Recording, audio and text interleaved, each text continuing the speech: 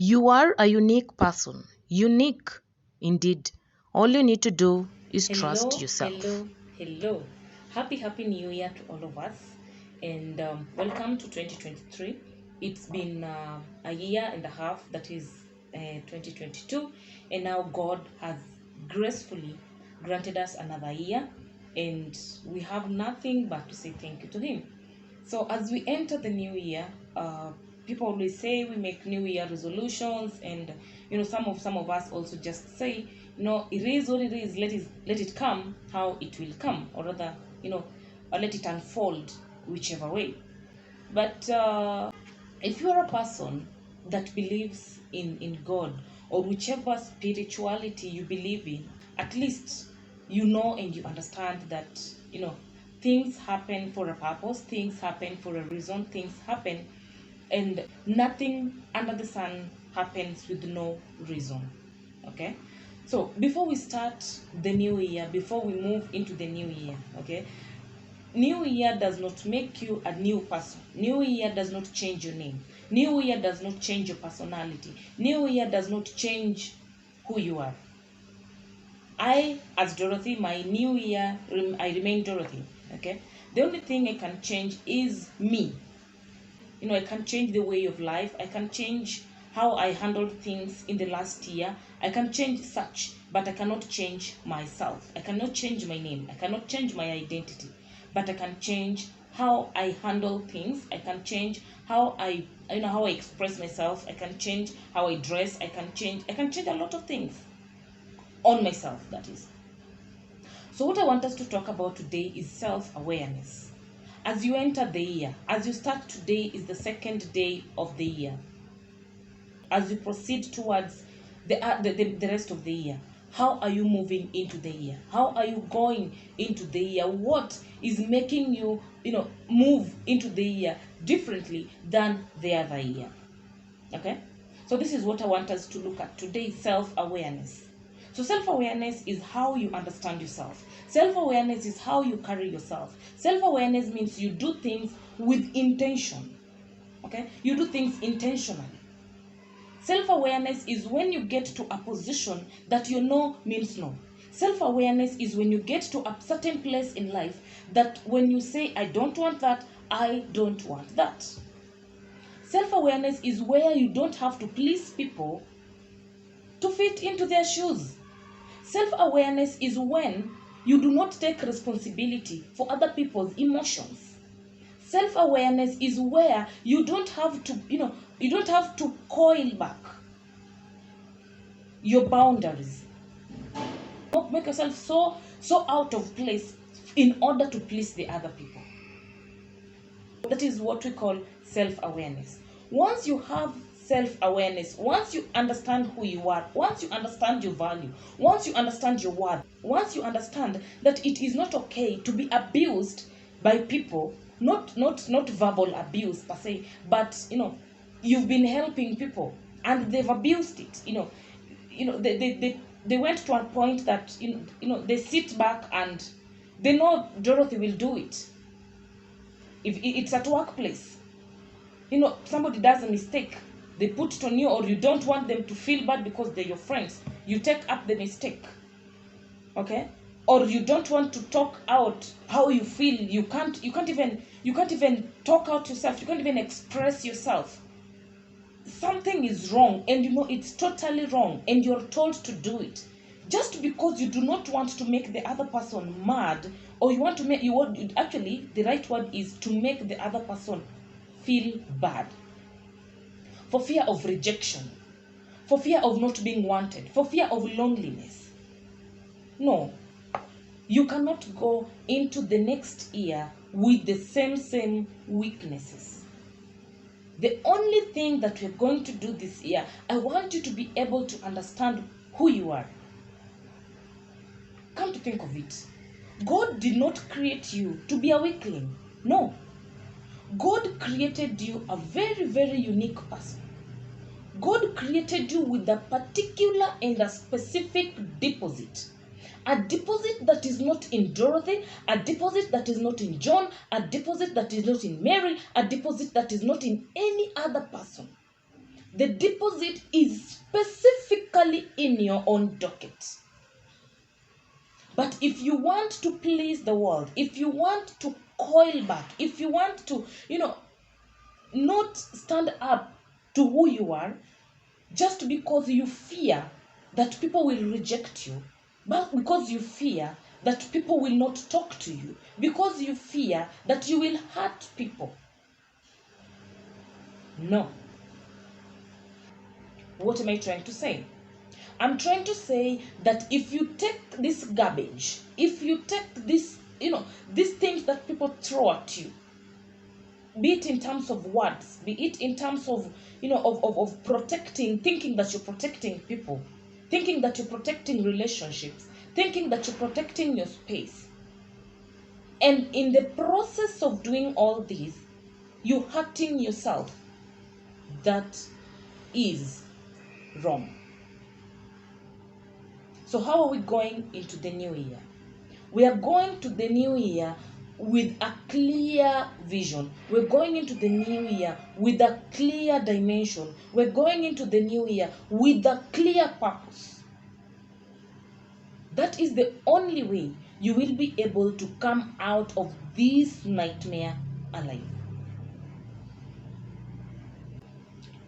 Change comes with a lot of rebellion.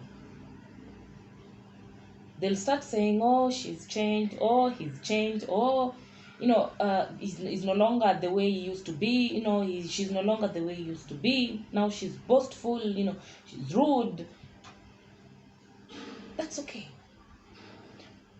Guard yourself with everything that you have. Guard your mental state with everything that you have. Because they come to think of it, once your mental state is shaky, then your physical life is also shaky. Your emotional life is even shakier, if there's an English word like that. Anything that is going to cause you emotional turmoil, put it aside. It's not worth it. So how can you achieve self-awareness? Self-awareness is when you know that your no is no. And it's a no, yes, no. I'll think about it. Don't say I'll think about it when you don't want to. Don't say I'll do it if you don't want to. So how do you achieve self-awareness without hurting people? Achieving self-awareness without hurting people could sound like this. That's a good idea, but I'll not buy it. It is a good idea, but for me, no. Oh, Dorothy, can we go to party? Can we do the 1, 2, 3, 4, 5? There's a project coming up. No. It's okay. That's a very good idea, but for me, no. It doesn't mean that you are rude. Hey, Dorothy, I was thinking 1, 2, 3, 4, 5, 6, blah, blah, blah. It's okay. But for now, no. If you used to please people in the past, give them and more than enough attention so that you just feel a sense of belonging. This year, we're not doing that. If you thrived last year, if you thrived so much in people telling you, wow, that was a good job. Wow, you're dressed smartly. Wow, you're looking beautiful. Wow, you're very handsome. Wow, if you felt lifted with those particular words, without yourself, own self-affirmation, then those ones were just passing cloud. Self-awareness also comes with self-love. Self-awareness also comes with self-responsibility. Why is it called self and awareness. Separate the two words. There's self and then there's awareness.